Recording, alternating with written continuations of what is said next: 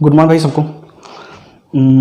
हम लोगों ने प्रोनाउन का फर्स्ट पार्ट और सेकंड पार्ट हम लोगों ने रिलीज़ करा था और आज हम लोग थर्ड पार्ट लेके आ रहे हैं और प्रैक्टिस सेशन की हम लोगों ने बात करा था। तो अभी हम लोग का बेसिक्स था, हम लोग अभी प्रोनाउन को लेके बहुत सारी चीज़ें जानकारी नहीं थी, जिस वजह से मैंने क्वेश्चंस का क्वांटिटी था वो हमने कम रखा था। ठीक है, तो अब क्वेश्चंस है वो थोड़े से धीरे धीरे बढ़ेंगे और डिस्क्रिप्शन बॉक्स में आपको क्वेश्चंस का एक एक पेज आपको मिल जाएगा जो आप लोग खुद ही सॉल्व भी करोगे। एक उससे बेस्ट पार्ट और कि कुछ लोगों ने कमेंट में ये करा हुआ था कि सर हम लोग के डाउट का क्या होगा। तो एक एक बात आप समझ लो आज कि जो भी आपके पास डाउट्स होते हैं, मैं डाउट का एक दिन प्रॉपर क्लास या सेशन रखूँगा वंस इन अ वीक, और उस दिन जो भी आपके कमेंट्स में जो भी डाउट आ रहे होंगे वो सारे डाउट को हम लोग वन बाय वन आपको मैं क्लियर कर दूंगा। तो आप लोग के जो भी डाउट्स होंगे वो आप अपने कमेंट बॉक्स में मैसेज कर देना, या नहीं तो मैं एक व्हाट्सअप कॉन्टैक्ट आप लोग को अवेलेबल करवा दूंगा जिसमें कि डाउट ही चलेगा, आपके जो भी डाउट्स होंगे वो आपके व्हाट्सअप के थ्रू क्लियर करवा दी जाएगी। या नहीं तो अभी आप लोग जो है ना वो कमेंट बॉक्स में ही आप अपने डाउट्स को डालना, चीज़ें वहीं पे क्लियर करी जाएगी। ठीक है, मैं कुछ क्वेश्चन आपके सामने में लेकर आया हूँ और चीज़ों को समझना कि क्लियर कैसे होता है। सबसे पहले वर्ड को रिकॉग्नाइज करो, वर्ड अपने आप में है क्या। जैसे वर्ड रिकॉग्नाइज करोगे ना, सबका पार्ट्स ऑफ स्पीच मैंने आपको फंडामेंटल ऑफ इंग्लिश मैंने आपको बताया था, और आप लोग जितने भी वीडियोज़ अभी मैं डाल रहा हूँ बेसिक्स पार्ट का, वो चीज़ें आप लोग सारे देखना आराम से। इंग्लिश की आधी से ज़्यादा झंझट आपकी ख़त्म हो जाएगी। ठीक है, चलो आते हम लोग क्वेश्चंस पे। देखो, आई एम ग्रेटफुल, आई हमारा सब्जेक्ट हो गया, ये वर्ब हो गया और ये हमारा एडजेक्टिव हो गया। To you and all your friends for they showed sympathy and kindness towards me. एक छोटा सा लॉजिक समझना, ये अपने आप में प्रेपोजिशन है, प्रेपोजिशन के बाद प्रोनाउन यू आया हुआ है और ये अपने आप में ऑब्जेक्ट होता है। एंड के साथ जुड़ा हुआ है you and all your friends. अब एंड के साथ ये दोनों जुड़ा हुआ है, ये दोनों प्रोनाउन का पार्ट, ये डिटरमाइनर का पार्ट हो गया, ये पजेसिव केस हो गया और ये अपने आप में नाउन हो गया। सिंपल सी बात समझना। एंड के साथ जुड़ा हुआ है to and all your friends, तो ये भी ऑब्जेक्ट हो गया, तो ये भी हमारा ऑब्जेक्ट होगा इस प्रेपोजिशन का। आगे आओगे तो for they showed sympathy and kindness towards me. एक एक छोटा सा चीज़ समझना, अगर आप इसको, ये अपने आप में प्रेपोजिशन हो गया, ये प्रेपोजिशन हो गया, इसको सब्जेक्ट मानोगे, फिर आपको यहाँ पे ये भर मानना, ये भर्ब है, और आगे आओगे तो sympathy and kindness towards me. एक एक लॉजिक आप हमेशा समझना, ये आप हमेशा अप्लाई करना, सारे जो भी टॉपिक पर हो गए सब में अप्लाई होता है कि अगर आपके सेंटेंस में एक कंजंक्शन है तो आपके सेंटेंस में दो वर्ब होना चाहिए। ठीक है, इसका मतलब ये हो गया कि अगर आपके सेंटेंस में दो वर्ब है तो आपके पास एटलीस्ट एक कंजंक्शन होना चाहिए ही चाहिए। अगर आपके सेंटेंस में दो कंजंक्शन है तो वर्ब आपके सेंटेंस में तीन होने चाहिए। अगर आपके सेंटेंस में तीन कंजंक्शन है तो वर्ब आपके चार होने चाहिए। यहाँ से आपका एक लॉजिक और समझ आती है कि जितना कंजंक्शन होगा उससे एक ज़्यादा वर्ब होगा और जितना वर्ब होगा उससे एक कम कंजंक्शन होगा।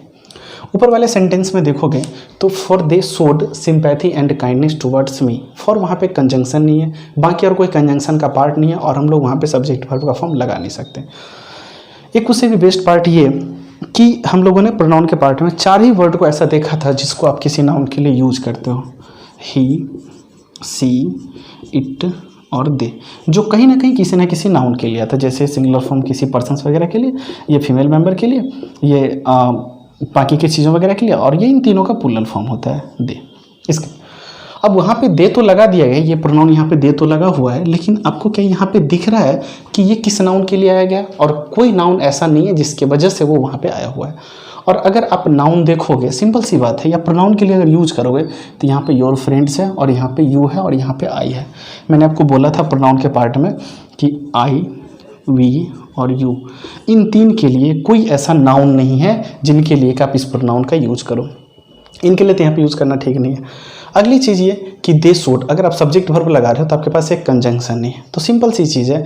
और यहाँ पे to you and all your friend की वजह से सर यहाँ पे ये दे शोड का पार्ट दोनों हट जाएगा। यहाँ पे नाउन है और नाउन के पहले हमें पॉजिटिव केस यूज़ करना होगा, तो इसलिए यहाँ पे योर का फॉर्म लगेगा। नया जो सेंटेंस आपका बनेगा वो ये बनेगा, I am grateful to you and all your friends for your sympathy and kindness towards me. Sir your positive case हो गया तो उसके बाद नाउन आना चाहिए, ये भी नाउन है, एंड से जुड़ा हुआ सामान से जुड़ता है, ये भी नाउन, ये भी ऑब्जेक्ट होगा, ये भी ऑब्जेक्ट होगा। किसके वजह से? तो इस प्रेपोजिशन की वजह से। थोड़ा सा आगे आ जाओ, अगर आपको टुवर्ड्स का अगर मीनिंग नहीं पता या मतलब नहीं पता कि होता क्या, तो उसके आगे वाले पार्ट को देख लो। ये अपने आप में क्या होता है? मी, ऑब्जेक्टिव केस। ऑब्जेक्टिव केस आने का आपके पास दो ही तरीका है, या तो प्रेपोजिशन के बाद आएगा या नहीं तो वर्ब के बाद आएगा। अब सिंपल सी चीज़ है कि प्रेपोजिशन के बाद है या वर्ब के बाद है, तो ये अपने आप में ऑब्जेक्टिव केस होना चाहिए। वर्ब है नहीं तो सर ये अपने आप में प्रेपोजिशन होता और ये अपने आप में ऑब्जेक्ट होगा। तो दिस शुड को प्रॉपर हटा के आप वहाँ पे योर का फॉर्म यूज कर लोगे, जस्ट बिकॉज ऑफ यू को लेके एंड योर को लेके, क्योंकि ये उसी के बारे में बात किया जा रहा है, your sympathy and kindness towards मी। ठीक है, ये क्वेश्चन आपका क्लियर हो गया। नीचे वाले पार्ट में आते हैं। The board is likely to take its time to examine the facts before giving their decision. Sir वापस आते हैं पार्सिंग पे, हम लोग एक एक वर्ड को छांट लेते हैं। ये डिटरमाइनर हो गया, ये हमारा नाउन हो गया, इज हमारा वर्ब है, ये एडवर्ब का पार्ट। ठीक है, अब इस वर्ब का सब्जेक्ट हमारा बोर्ड हो गया, क्योंकि ये भी सिंगुलर है और ये भी सिंगुलर है, और नाउन खाली है। टू टेक, सर आपको पता होगा 2 + V1 ये नॉन वर्ब का पार्ट है। और याद है मैंने आपको एक चीज़ बताया हुआ था कि जैसे प्रेपोजिशन के बाद नाउन प्रोनाउन या वर्ब का चौथा फॉर्म ऑब्जेक्ट होता है, उसी तरीके से वर्ब का कंसेप्ट होता है कि वर्ब के बाद भी या तो नाउन या प्रोनाउन या वर्ब का चौथा फॉर्म ये भी अपने आप में ऑब्जेक्ट होता है, इसी वर्ब का ऑब्जेक्ट होता है। ठीक उसी तरीके से नॉन वर्ब का भी पार्ट होता है। नॉन वर्ब के बगल में भी अगर नाउन या प्रोनाउन का कोई पार्ट आता है तो ये भी सर अपने आप में ऑब्जेक्ट होता है इसी नॉन वर्ब का। To take its time, to take its time ये पजेसिव केस प्लस नाउन, तो सर ये इस नॉन वर्ब का ऑब्जेक्ट हो गया। ठीक है, और मैंने बोला था कि सेंटेंस में जो नाउन या प्रोनाउन आता है वो या तो सब्जेक्ट होगा या तो ऑब्जेक्ट होगा। टू एग्जामिन फिर से वही नॉन वर्ब 2 + V1 का पार्ट है। द फैक्ट्स फिर से सर ये इसका ऑब्जेक्ट हो जाएगा।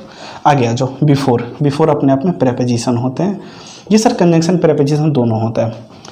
कंजंक्शन का काम तब करेगा जब इसके साथ सेंटेंस को जोड़ोगे, प्रेपोजिशन का काम तब करेगा जब ये वर्ड को जोड़ेगा। जरा सा देखना, before giving their decision, sir ये अपने आप में वर्ब का चौथा पार्ट है, देयर अपने आप में पजेसिव केस है और ये इसका नाउन बन गया। सर एक लॉजिक समझना, देखो ध्यान से, प्रेपोजिशन के बाद या तो नाउन आता है या प्रोनाउन आता है, वर्ब का चौथा फॉर्म आता है और वो अपने आप में ऑब्जेक्ट होता है।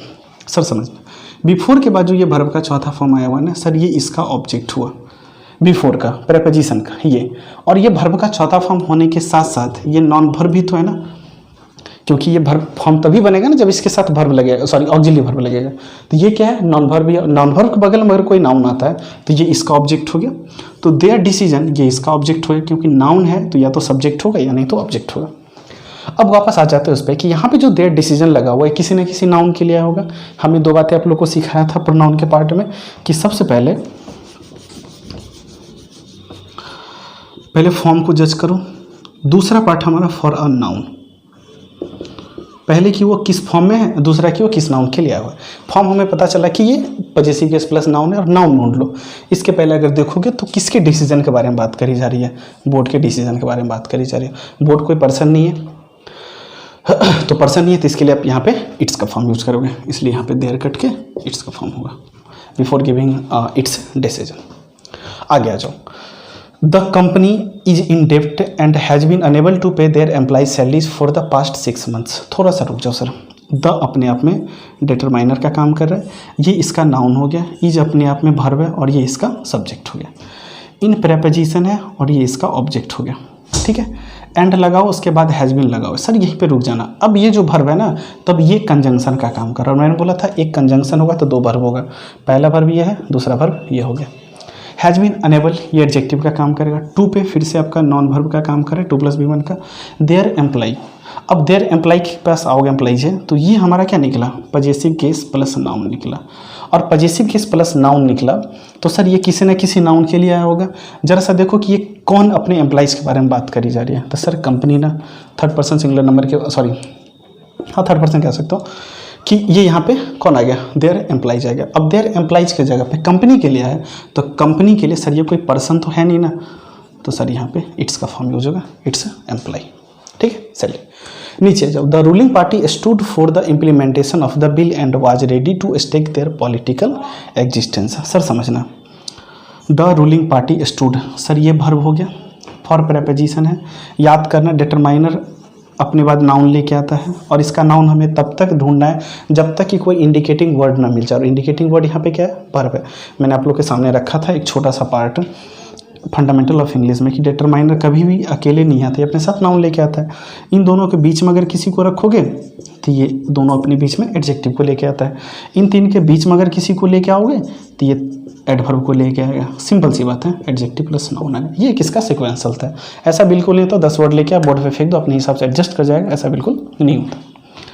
अब इस डिटरमाइनर का नाउन ढूंढना है तो सीधे आगे चले जाना जब तक कि आपको कोई इंडिकेटिंग वर्ड ना मिले। ये अपने आप में वर्ब हो गया। अब इसका नाउन इसके पहले, ये नाउन बन गया। नाउन के पहले किसको रखते हो, एडजेक्टिव हो गया। अब इस वर्ब का सब्जेक्ट यही बनेगा, क्यों, क्योंकि नाउन खाली है। अब कोई भी नाउन होगा तो या तो सब्जेक्ट के लिए आता है या तो ऑब्जेक्ट के लिए आता है। अब सब्जेक्ट या ऑब्जेक्ट के लिए आए तो ऑब्जेक्ट आने के लिए हमारे पास 2-3 कंडीशन है। अब इसके पहले ये नहीं है तो अब इससे बात है सब्जेक्ट ही बनेगा। सब्जेक्ट खोजने का बस यही तरीका। फॉर प्रेपोजिशन हो गया, द डिटरमाइनर हो गया, इन दोनों का नाउन इम्प्लीमेंटेशन बनेगा और ये इसका ऑब्जेक्ट हो जाएगा। फिर से आ जाओ, ऑफ प्रेपोजिशन है, द आपका डिटरमाइनर हो गया, बिल हमारा ये नाउन हो गया, ये इसका ऑब्जेक्ट हो गया। फिर से देखो एक एंड कंजंक्शन लगा हुआ है क्योंकि इसके बगल में वाज लगा हुआ है वर्ब, तो एक कंजंक्शन हो गया तो वर्ब 2 हो गया, एक स्टूड हो गया, एक हमारा वाज हो गया। आगे चल के देखोगे तो टू स्टेक फिर से हमारा नॉन वर्ब का काम कर रहा है। अब ये नॉन वर्ब हुआ तो सर इसका ऑब्जेक्ट ये हमारा पॉजेसिव केस। अब जरा सा ध्यान दो, मैंने आपके सामने में एक बात और रखा था कि जब आप पॉजेसिव केस प्लस नाउन रखते हो ना तो सर इसी को मैंने इनिशिएट करा था और मैंने आपके सामने रखा था कि जो पॉजेसिव केस है ना उसको भी आप डिटरमाइनर ही मानो, क्योंकि पॉजेसिव केस भी अपने बाद क्या लेके आता है, नाउन लेके आता है, और डिटरमाइनर भी अपने साथ नाउन लेके आता है। इन दोनों के बीच में अगर किसी को रखोगे तो वो अपने आप एडजेक्टिव का ही काम करेगा और वो एडजेक्टिव ही आएगा। इन तीन के बीच में अगर किसी को रखोगे तो वो भी सर एडवर्ब होगा। एकदम सेम कंसेप्ट, जो सीक्वेंस इसका चलता है वही सीक्वेंस इसका भी चलता है। आगे आ जाओ, ये आपका पॉजेसिव केस देयर हो गया तो इसका नाउन कौन बनेगा, एग्जिस्टेंस बनेगा। इस नॉन वर्ब वजह से ये ऑब्जेक्ट हो गया, पॉलिटिकल हमारा एडजेक्टिव हो गया। सर बात आती है इस पॉजेसिव केस प्लस नाउन की, ये किसके लिए आया हुआ है, देयर पॉलिटिकल एग्जिस्टेंस। तो समझने वाली बात यह है कि सर इसका अगर नाउन ढूंढोगे तो किसके पॉलिटिकल एग्जिस्टेंस, सर पार्टी का ना, तो पार्टी यहाँ पे क्या है, सिंगुलर फॉर्म है, और इसके लिए पार्टी के लिए हम लोग क्या यूज़ करेंगे, यहाँ पे देयर का फॉर्म यूज़ नहीं करके हम लोग इट का फॉर्म यूज़ करें, सॉरी इट्स का फॉर्म यूज़ करेंगे, क्योंकि सर हमें फॉर्म देखना होता है। तो फॉर्म हमें ये पता चल रहा है कि पॉजेसिव केस प्लस नाउन है। जब फॉर अ नाउन की बात करोगे तो sir the ruling party, party को लेके, तो पार्टी के लिए का वहाँ पे यूज़ करोगे तो दे का फॉर्म यूज़ नहीं होगा, वहाँ पे इट का फॉर्म यूज़ होगा। ठीक है, ये था आपके सामने में 4 क्वेश्चन। पॉज कर दो रानी। ठीक है, तो ये था आपके सामने में 4 क्वेश्चंस। चलो, ये क्वेश्चंस था आपके सामने में, कुछ हमने प्रैक्टिस सेशन रखा था। नेक्स्ट जो वीडियो आएगी प्रोनाउन की, वो उसमें मे बी कि कल अर्ली मॉर्निंग तक आ जाए वो वीडियो। जो कल हम लोग इम्प्रूवमेंट के सेक्शन को देखेंगे, कुछ फिलर के पार्ट्स को देखेंगे, और बाकी के जो और भी जो ढंग के क्वेश्चंस होते हैं प्रोनाउन के बेसिक्स पार्ट के क्वेश्चंस को, उसको हम लोग कल फिर से प्रोनाउन के पार्ट में हम लोग देखने की कोशिश करेंगे। अगर आप लोग का कोई डाउट आता है तो उस डाउट को हम लोग कमेंट बॉक्स में डाल दीजिएगा, मैं उसको भी वीडियो के थ्रू आपके सामने लेके आऊँगा। जो भी जैसे भी डाउट्स होंगे मैं उसको आपके सामने लेके आऊँगा। हाँ, एक बस वीक में एक दिन आपके अगर 10 डाउट हो गए तो मैं एक दिन वो डाउट लेके आपके सामने में लेके आऊँगा, इसमें कोई कहीं पे दो राय नहीं है। चलो ठीक है, ये चीज़ें मैंने क्लियर कर दिया। बस आप लोग एक काम करना है कि अगर वीडियोज़ वगैरह या अगर क्लास लगती है, नॉलेजेबल क्लासेस हैं, तो आप फ्रेंड्स के साथ आप इसको शेयर कर सकते हो, और सब्सक्रिप्शन अभी मेरा बहुत कम है तो आप उस पर थोड़ा सा ध्यान दे सकते हो, वो करवा सकते हो। ठीक है, और अगर वीडियो जैसा भी लगता है तो कमेंट में मुझे बताना है। कोई कमी लगता है, मैं बिल्कुल नया हूँ, मुझे बहुत ज़्यादा आइडिया नहीं है, अगर कुछ कमी लगता है तो आप मुझे सजेशन देना प्लीज़, क्योंकि वो हमारे लिए चीज़ अभी नहीं है, तो हमें कोई चीज़ की जानकारी मिलना ज़रूरी है। जिस हद तक होगा हम उसको जो है ना उसको सही करने की कोशिश करेंगे। ठीक है, बाकी तब तक आप लोग घर में रहो जब तक कि पैंडेमिक सिचुएशन है। बाकी हम लोग मिलते हैं अगले वीडियो में जब आ जाए। चलो बाय बाय।